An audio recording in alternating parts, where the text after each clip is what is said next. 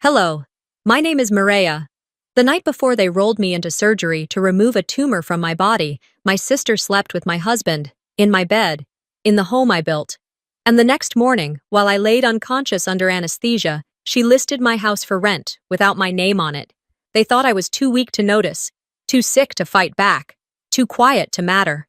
But they forgot. Quiet doesn't mean blind, and silence doesn't mean surrender. So I changed my will in silence. And what they didn't know is that the woman they tried to erase was the one holding the pen. What else do you think they tried to take? The air inside my house felt thicker than usual. Not hot, not humid, just heavy, like it knew something was coming. I sat at the old oak kitchen table, the one Mama refinished by hand before she passed, papers spread out before me. It was almost 7 p.m. The light filtering in through the lace curtains was dimming into that golden hour hue that always made the house feel warmer than it was. My pen hovered over the line labeled Witness, and for a second I just stared at it like it might offer me something more than ink and good intentions. The will was simple. I'd written and rewritten it for weeks, always stopping short of making it official. But tonight, something inside me felt finished, not defeated. Just ready. I hadn't told anyone. No one except Rachel Lane, my lawyer, who handled everything over email and a private Dropbox. Isolde didn't know. Neither did Marshall. I didn't want ceremony, just clarity. I'd named Isolde as the recipient of the house. Our family home. The one built with Daddy's inheritance and Mama's sweat, because that's what Mama would have wanted, or at least what she said before her last breath. You take care of your sister, Maria. She's good with people. She'll know what to do. I used to believe that. I think part of me still did. Until tonight. After signing the last page, I pressed it flat with both hands. The paper made a soft sound under my palms, like a sigh. It was done. Just in case I didn't make it through the surgery tomorrow morning. Just in case my heart stopped mid-procedure or I never woke up. At least I'd tied up the loose ends.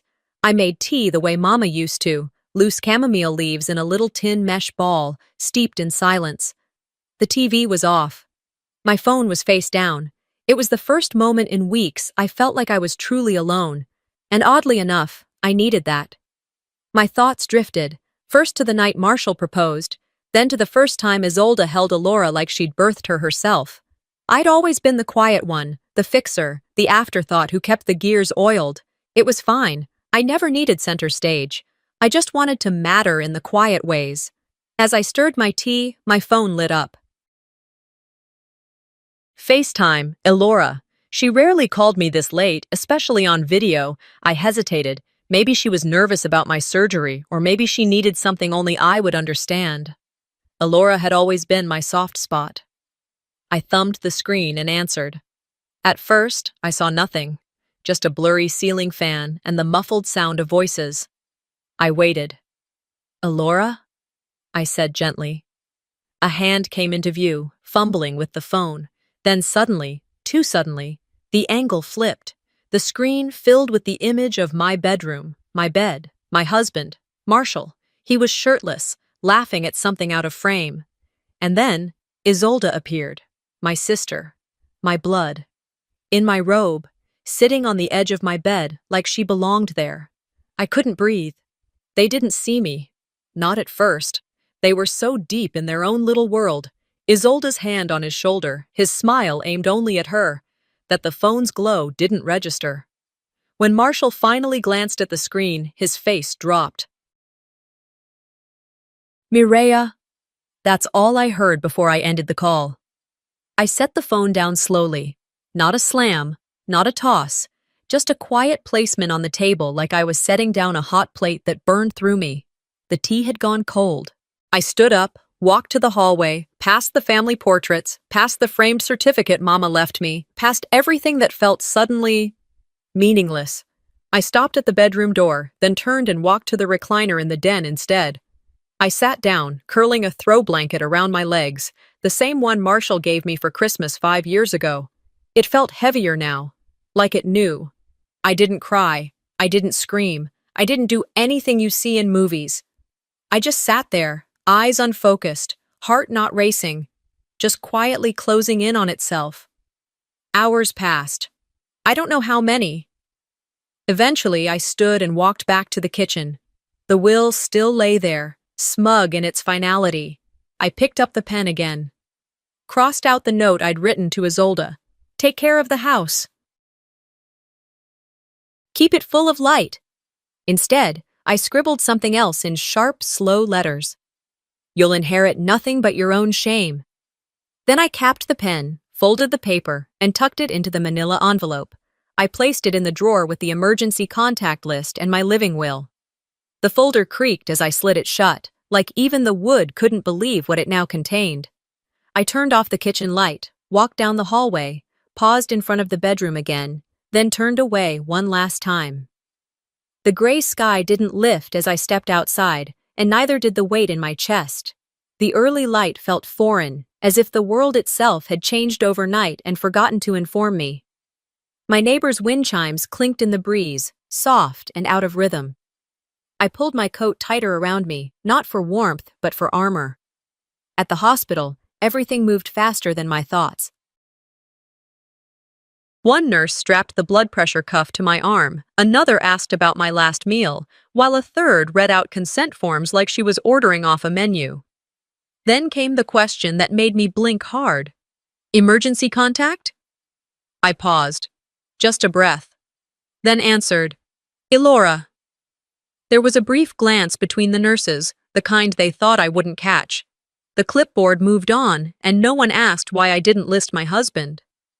While I waited in the pre-op holding room, a different nurse peeked in with a warm smile. Your family's already in the lobby. They brought coffee. I smiled back. That's nice of them. And then they walked in.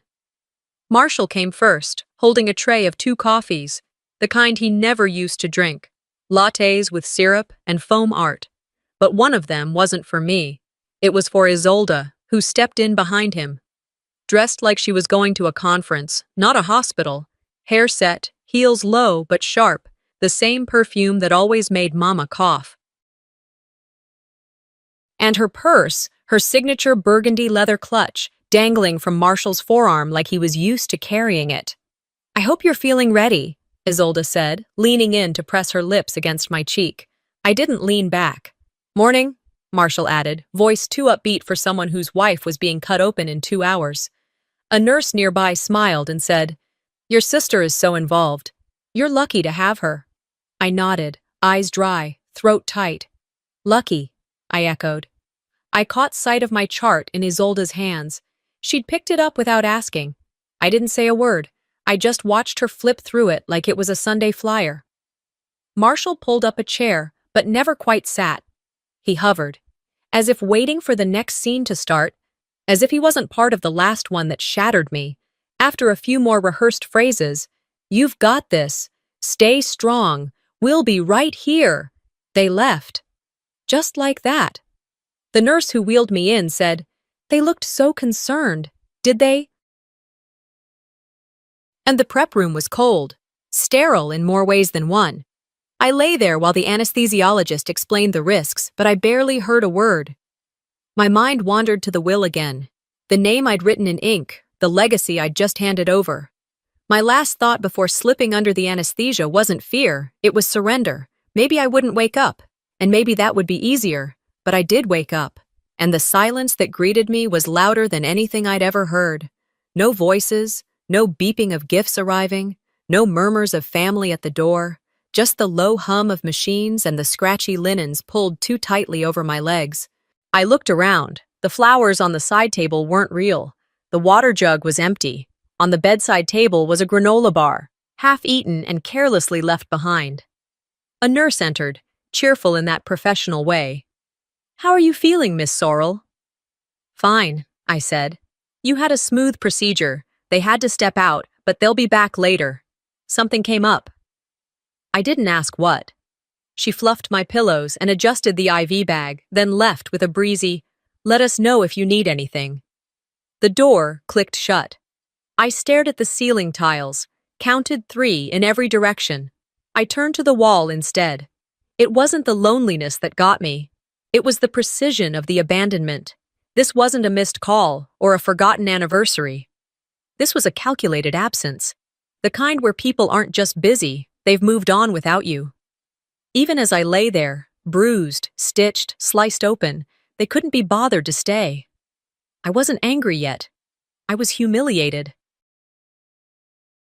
They weren't just betraying me, they were doing it with ease, with routine. I turned slowly to my side and unplugged the welcome screen monitor. The smiling logo disappeared, leaving only my reflection in the black screen, pale, eyes dull, hair matted against the pillow. I reached for the call button. When the nurse returned, I looked her in the eye. "Can I get a pen?" "Of course," she said, a little confused, but left to get one. I waited. I wasn't sure what I'd write yet, but I knew something had to be written, because silence, I was learning, was only powerful if you used it to sharpen the knife. I wrote the words slowly, one deliberate curve at a time. My name will not die quietly. There was no dramatic flair to it, just a hospital napkin, a borrowed pen, and a silence so thick I could feel it pressing against my chest. I folded the napkin twice and slid it into my phone case like a receipt I needed to remember, but not show just yet. That line wasn't a threat.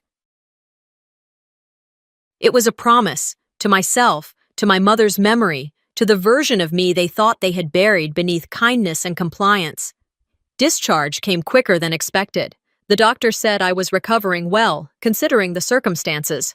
No one from my family showed up to drive me home, so I called a neighbor, Mrs. Dunham, who thought I'd been out of town visiting cousins. She talked the whole way, unaware she was helping me piece myself together with every mile. By the time we pulled into my driveway, I'd decided to be something different than what I had been before that operating table. The house smelled like bleach and lavender when I stepped in. The air was still, too still. I stood just inside the door for a moment, keys still in hand, scanning every detail. Nothing out of place, and that's what unsettled me. Everything looked intentional.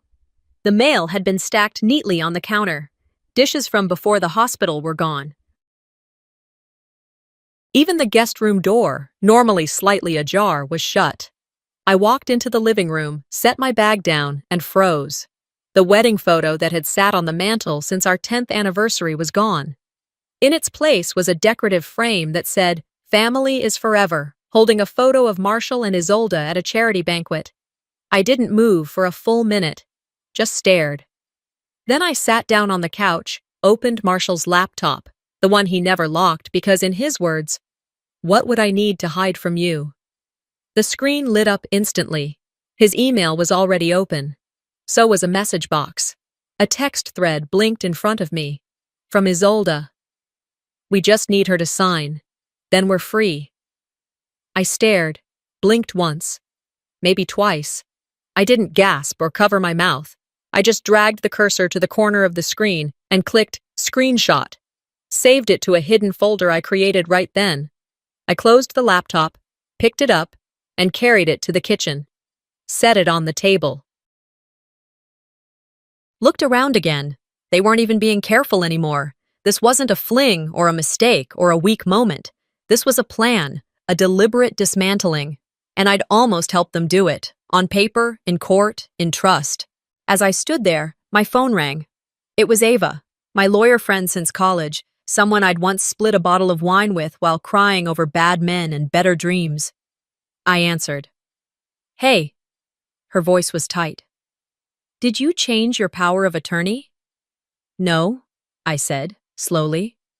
"Why?" "Because someone filed new paperwork. Backdated. Claims of diminished capacity. Filed a week ago. From your sister." I didn't respond. My fingers dug into the edge of the counter. Ava continued, her voice cautious. "Mireya, they're building a case that you're not well enough to make decisions. Mental decline, likely using your diagnosis and recovery to bolster it." I whispered, "They're not just replacing me. They're erasing me." A beat passed. Then Ava said, "I'm sending you the documents. Don't sign anything from them. Not a damn thing." We hung up. I stood in the kitchen for another moment, the room still too clean, the light from the windows too gentle for the wreckage I now carried. Then I got to work. I pulled out a folder from the hallway cabinet, one I hadn't touched since before the diagnosis. It held copies of my marriage license, my deed to the house, old insurance policies. I placed it next to the will. Then I opened my laptop and started printing. Every document that mentioned my name, every record I had of ownership, contribution, status, nonprofit board minutes, emails from the foundation's creation, photos from opening day. Anything that would scream, I was here. I mattered. I didn't shake. I didn't rush. My hands were steady. My breath calm. I printed for hours. The whir of the printer was like a drumbeat in a war march I hadn't known I'd been walking toward. When the last page slid out, I gathered them into labeled folders, slipped them into a file box, and placed it under my bed. Then I walked to the mirror in my bedroom. I looked at myself, not for signs of age or illness, but for signs of what they thought had vanished. And I said out loud, to the face looking back, "You want war, Isolde? I'll give you legacy." When I hung up the call to Rachel Lane's office, my hands were steady, but something inside me had shifted for good. I wasn't trembling. I wasn't yelling. I wasn't even crying. I was cooling, like steel being tempered. That afternoon, I went outside to trim the azaleas along the front walk. They had bloomed late this year. The sun peeked through thick spring clouds, casting a warm light over the porch. I had barely gotten through one shrub when Mrs. Walden from next door strolled up with her usual walking stick and a Diet Coke in hand.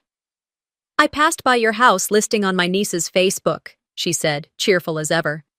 "Didn't know you were planning to rent it out to your sister. That's awfully generous." I blinked. My pruning shears paused mid-cut. "I'm sorry?" I asked, like I hadn't heard her correctly. She smiled, a little confused.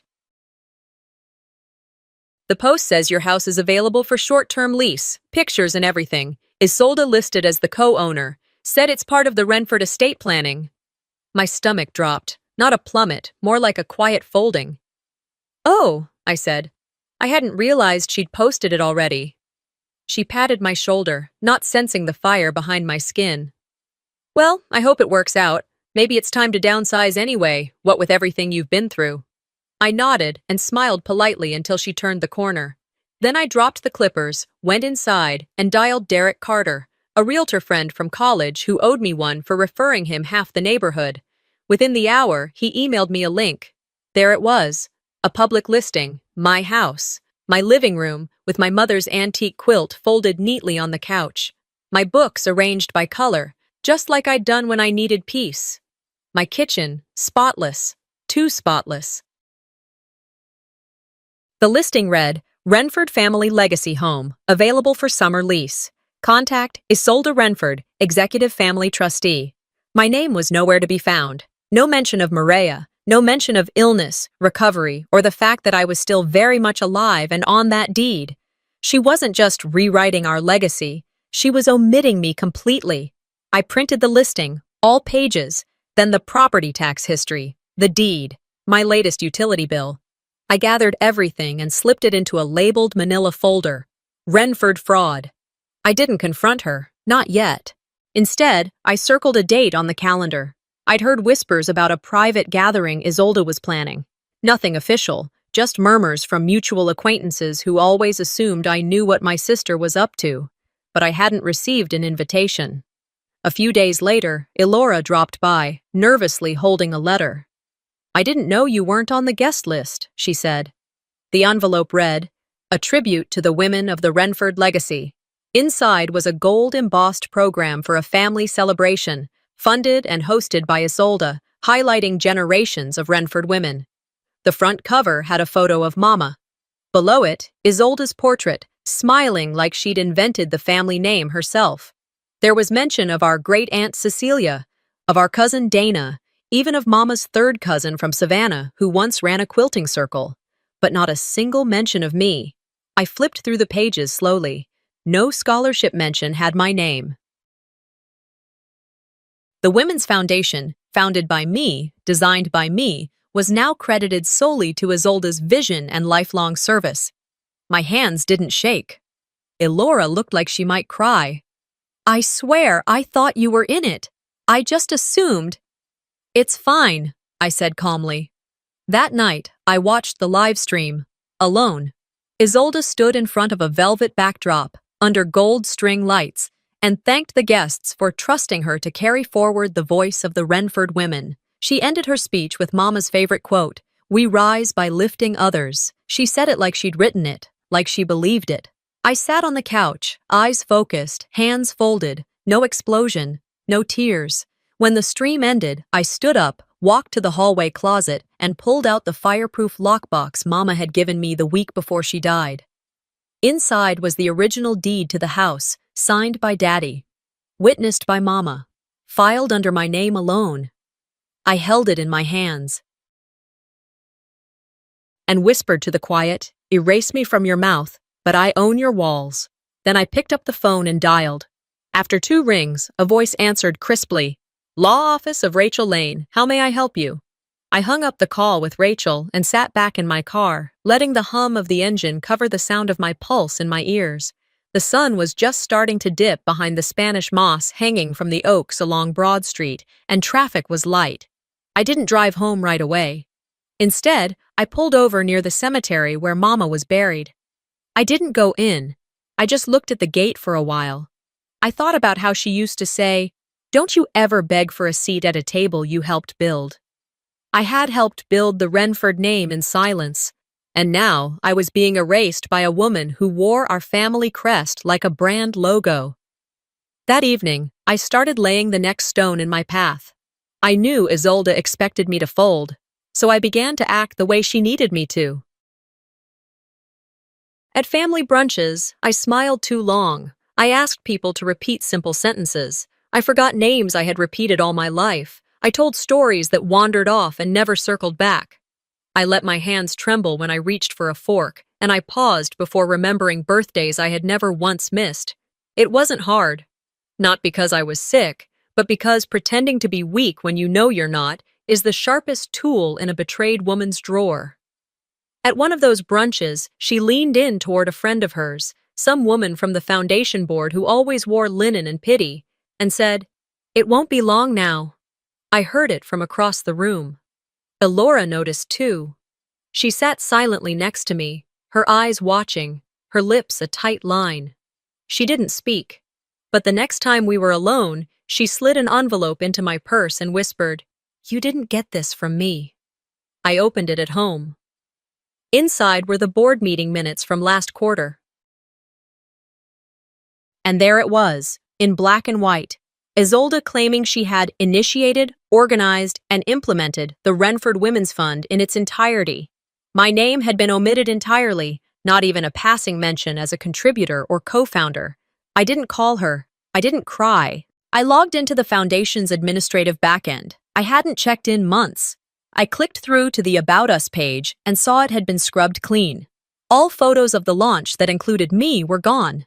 The founder bio listed only Isolda, with glowing accolades, international citations, and a fabricated timeline that rewrote the last 5 years of my life. She said it was best to consolidate the legacy under one name, Elora told me later, barely able to meet my eyes. She already did, I said. Hers. I didn't need vengeance. I needed facts.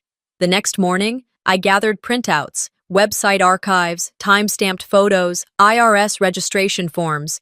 I slipped them into a thin red folder and labeled it Legacy Fraud. And then, I invited her to tea. I picked a quiet garden cafe that Mama used to love, the kind of place with metal chairs that creaked and chipped paint on the fences. I got there early and ordered Earl Grey. When she arrived, late but grand, in a beige silk scarf and wedge sandals, I stood to greet her with a smile. We talked about the weather, about Elora's internship. She complimented my earrings, said they were classy in a subtle way. I nodded. They were Mama's. She gave a tight-lipped smile. We talked for 20 minutes, nothing real, just the kind of polite Southern-coded warfare our family had been trained in since birth, sugar layered over salt. When the tea got cold, I reached into my bag and pulled out the manila envelope. "This is for you," I said. She hesitated, but took it. Her hands didn't shake. Inside were the screenshots from the housing listing, the edited foundation page, and board meeting minutes, all annotated in red. On top, I had placed a post-it. It read, "If you continue, I will too." She skimmed the contents, didn't look up for a long time. Then finally, with a slight chuckle, she leaned back. "Mireya," she said, as if reading a line off a cue card, "you don't have the stomach for war." I didn't blink. "No," I said calmly. "I have the inheritance." She laughed, short and breathy, like I had told a mildly offensive joke. Then she stood, adjusted her scarf, and left the folder on the table. I let her go, because I wasn't finished yet. By the time I stepped out of the post office that morning, the envelope was gone. Sealed, addressed, dropped into the blue steel box outside the door with a soft metallic clunk. It would land on her desk tomorrow afternoon, labeled plainly, "To be opened in good faith."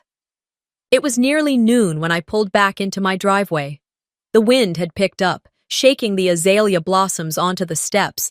Charleston's spring always arrived with color, even when the world behind your windows was gray. I made my way into the house, quietly, intentionally, and set my keys on the counter like I wasn't about to change everything. I had just come from Rachel Lane's office. The paperwork was final. My revised will listed Elora as the sole inheritor of the house, my shares in the family trust, and the little bit of stock I had quietly held for decades. The rest, the retirement fund, the book royalties, the jewelry from Mama that had been split unevenly but silently over the years, was designated to the Southern Women's Recovery Fund, an organization I'd co-founded anonymously years before my diagnosis, back when I still believed in quiet contributions. No press release, no announcement, no signature lines, just my name, notarized, just my intentions, sealed in ink. And when I got home, I took the old will, the one I had signed with good faith before the surgery, and dropped it into the fireplace. I watched it curl, let the orange edges eat the lies. I leaned forward just enough to whisper to the flames, "Your empire just lost its crown." The next morning, I went out to check on the small apple tree I had planted during recovery. It stood at the edge of the garden, a little taller than the last time I noticed it, though it still hadn't borne fruit. The blossoms had come and gone, but nothing remained. No buds, no promise of growth. I crouched down beside it, brushing away fallen petals, when I heard the side gate squeak open. It was Elora. She closed the gate gently behind her and made her way over with a shy smile. "Hey," she said, her voice soft.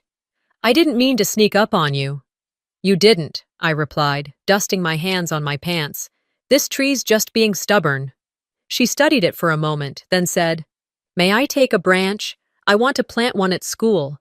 Maybe it'll do better away from here." I paused. Then I nodded, went inside, and returned with pruning shears and some damp paper towels. I clipped a healthy branch, small but full of green, and wrapped it carefully, then placed it in her hands. "You take care of it," I told her. "I will." She hugged me then, and it didn't feel obligatory. It felt like history trying to shift directions.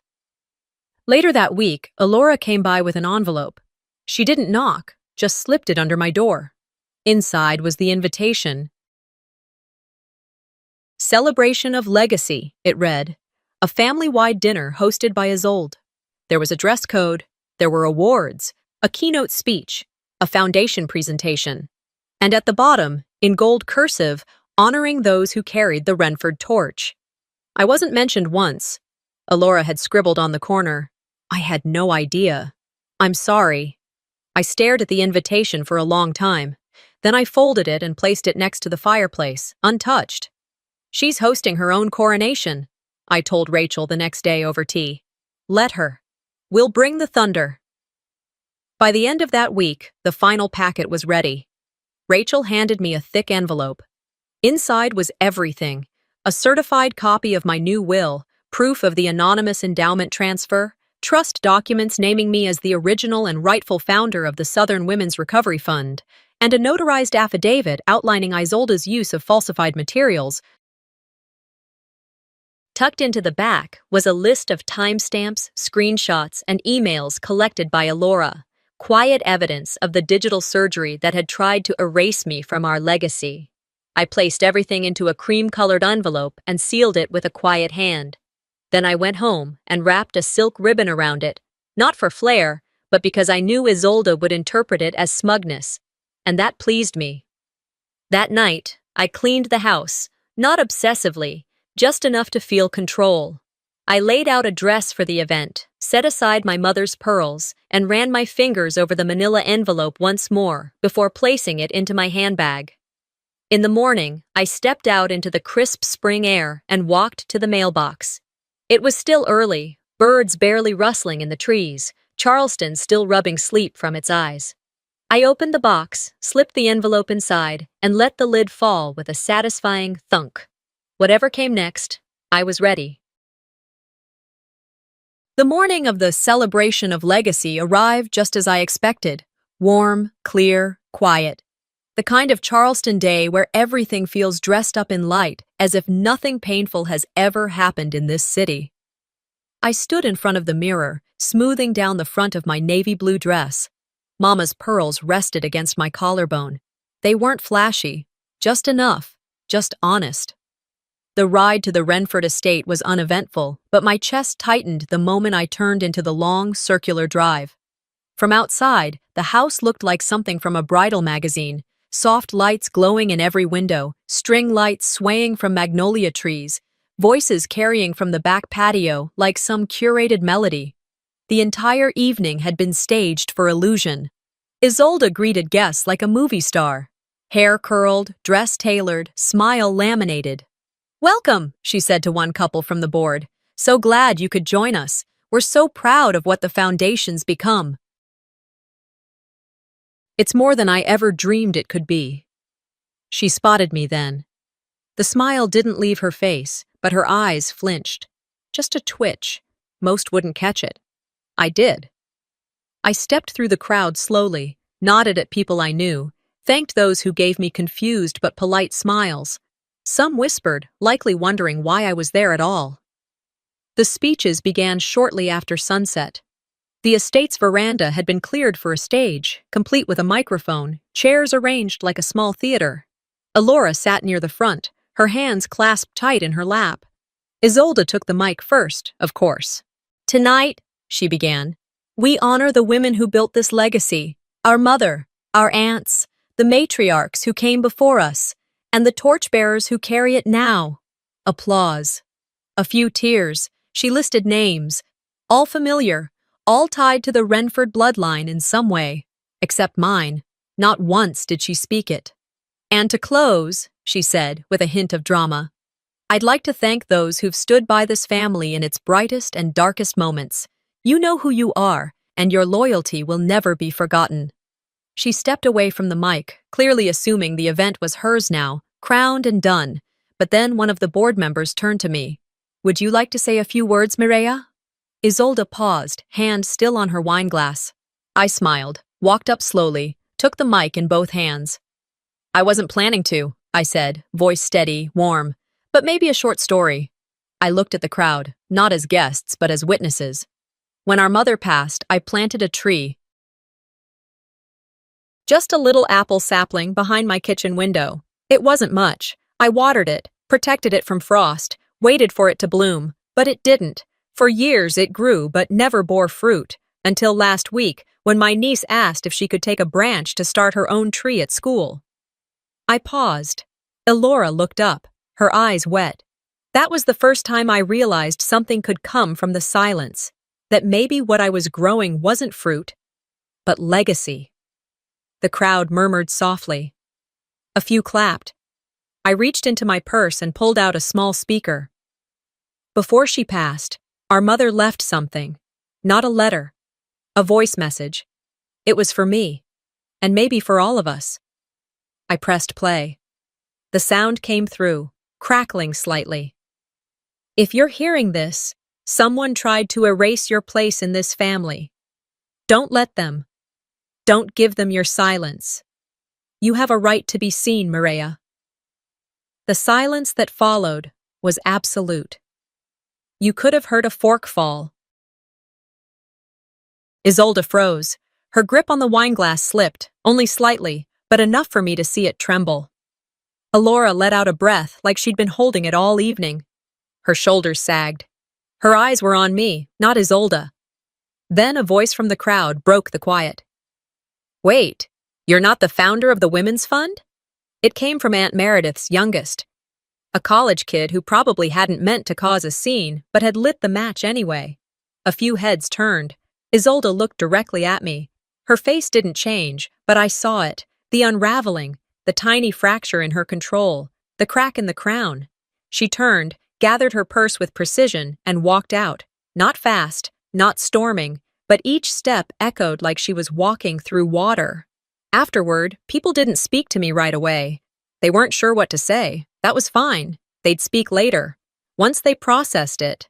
Once they looked at the program again and wondered what else had been omitted. Elora sat beside me as I gathered my things. She'll call, she said. She already did, I replied. When I got home that night, there was a voicemail waiting. This isn't over, Isolde's voice said. I didn't listen to the rest. I deleted it. The following afternoon, the board of the Renford Foundation met in their usual space. Isolde's sunroom, filled with upholstered chairs, fresh tulips, and too many framed photos of her on volunteer trips. The meeting was meant to be a recap of the legacy event, with light refreshments and more compliments than decisions. But halfway through, a courier arrived at the front door with a legal envelope addressed directly to the Foundation's board. Isolde took the packet first. Her manicured fingers hesitated for just a breath before she slid it open with the edge of a dessert knife. She pulled out the documents, her eyes scanning the words quickly. I imagine she paused when she saw my name at the top, not in footnotes, not in acknowledgments, but on the header, legal letterhead, time-stamped, notarized. Effective immediately, the letter read. Mireya Sorrell revokes all intellectual and financial contributions previously made to the Renford Women's Fund, citing fraudulent representation, unauthorized appropriation of founder identity, and reputational damage. Her co-chair, a man named Richard, who had known both of us since college, let out a sharp breath. Is this real? Isolde didn't answer. He reached for the second page. She has the original charter, he muttered. Silence filled the room, the type that spreads fast and settles into people's skin. Meanwhile, across town, I sat in Rachel Lane's office, sipping tea with a quietness that wasn't peace but precision.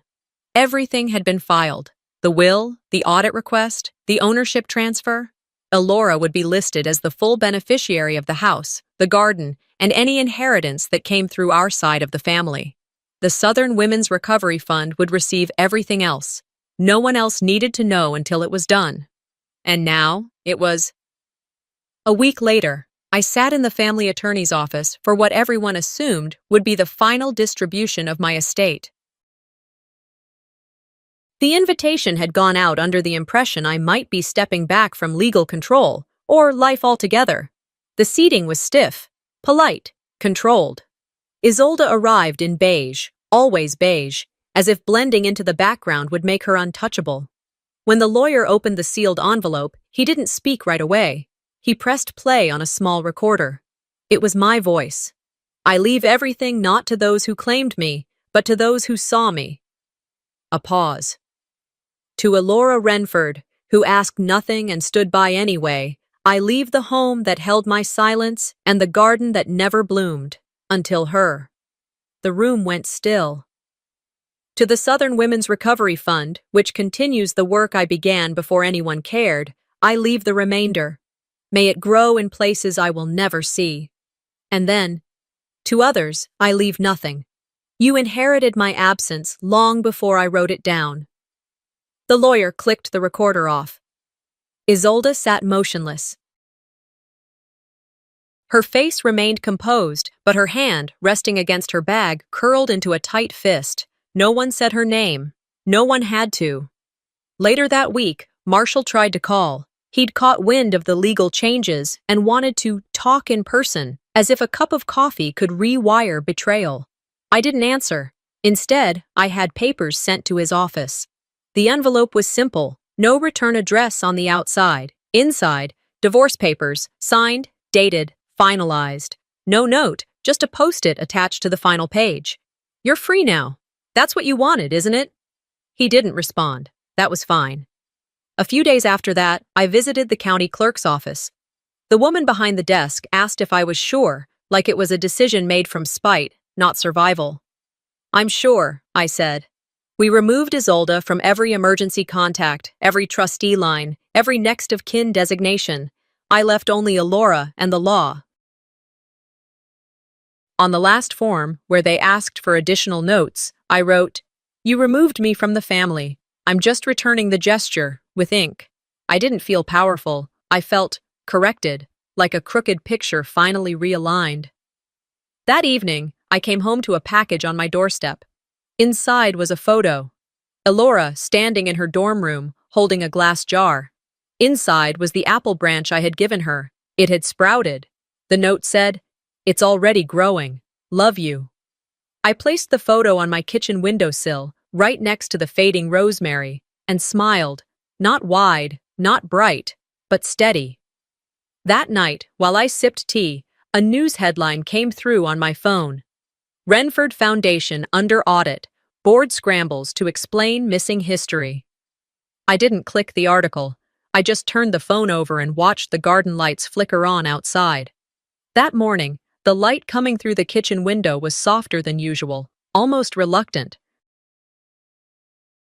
I moved slower, but not out of weakness, just intention. There was no longer anything chasing me, no battles to plan, no reputations to reclaim. I lit the stove and brewed a small pot of coffee, letting the smell fill the room. Cinnamon and apples lingered from the night before. I'd baked more tarts than I needed, but that's how I do things now. I don't cook for occasion anymore. I cook for peace, for rhythm. The house no longer echoed when I walked through it. It hummed, a kind of low warmth. My body still carried its own reminders, faint aches from recovery, a tight pull across my side where the scar remained. But they were no longer warnings, just stories written in skin. I opened the back door and stepped into the morning sun. The apple tree stood taller, fuller, and this time it held something new. 3 small apples, green, imperfect but firm, hung near the middle branch. I reached up, gently twisted one free, and held it in my palm. I smiled, quietly, not like someone who'd won anything, but like someone who finally understood what growing meant. Back inside, I set the apple on the counter and pulled out the tray of tarts. Most were already cooled.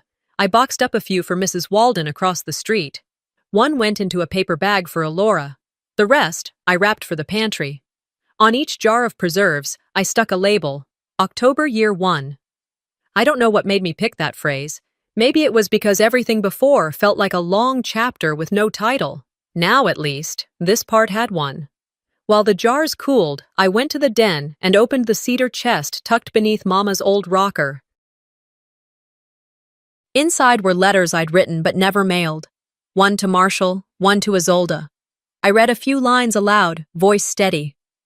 To Marshall, you thought choosing her meant freedom. But freedom isn't running away. It's standing still in the truth. And you never could. I folded the letter back, gently. No desire to burn it. No need to send it. Then the one for Isolde. You took everything you thought mattered. The title, the house, the story.